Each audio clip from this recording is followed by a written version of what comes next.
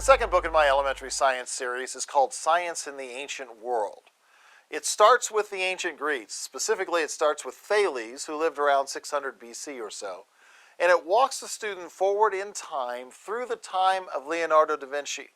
And along the way, the student learns what the major scientists of each time period thought, and what was right about what they thought, and what was wrong about what they thought. So the first 30 lessons are about science that occurred before Christ. The ancient Greeks and their thinking on what makes the world tick. For example, one of the things the student learns is around 200 BC, a guy by the name of Eratosthenes actually figured out how far you would have to travel to walk all the way around the earth.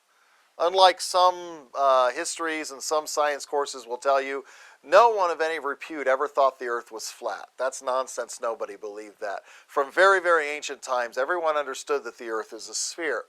Eratosthenes was actually able to figure out how far around that sphere is by simply measuring the length of a pole's shadow in one city, walking 500 miles south, and measuring the length of that same pole's shadow on the same day of the next year in another city. And from that, he was able to figure out how far around the earth is. It's really a remarkable thing for someone that ancient to be able to do, but what the students will find as they take this course is that these ancient people were actually incredibly intelligent. And their thinking, of course, formed the basis of what we're learning as science now. After those 30 lessons, we start talking about the science that happened after Christ was born. And what the students will learn in a very detailed way in this part of the course is how important Christianity is to the development of science. As the student starts reading about the different people who did the science of the day and the different things they figured out, the student will notice that virtually all of them were people in the church. They were, in fact, usually leaders in the church, theologians, monks, bishops, things like that. These were the people doing the science back then because they understood that since God is a lawgiver, then he should have created his creation with laws. And so if they could figure out what those laws were, they could figure out creation. This was a unique Christian insight that produced modern science.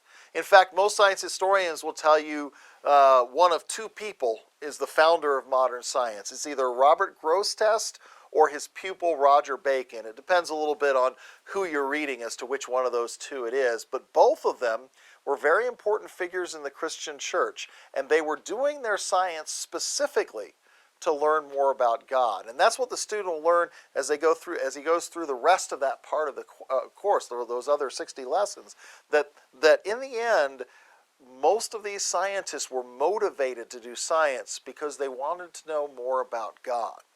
Now, of course, the student's going to learn some wonderful science along the way, especially when the student comes to Leonardo da Vinci.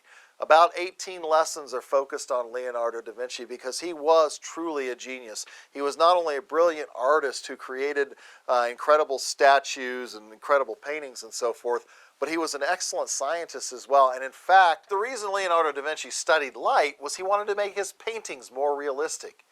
He realized if he could figure out how light behaves, specifically how it reflects off things, that would make his painting more believable. And most art historians will tell you he was one of the most realistic painters in his time. And it was because he understood how light behaves. Of course, he figured out a lot of other wonderful things about science as well. So in the end, as a family, you'll all be doing this together. Like all of my other courses, all the ages of elementary students can be doing this together.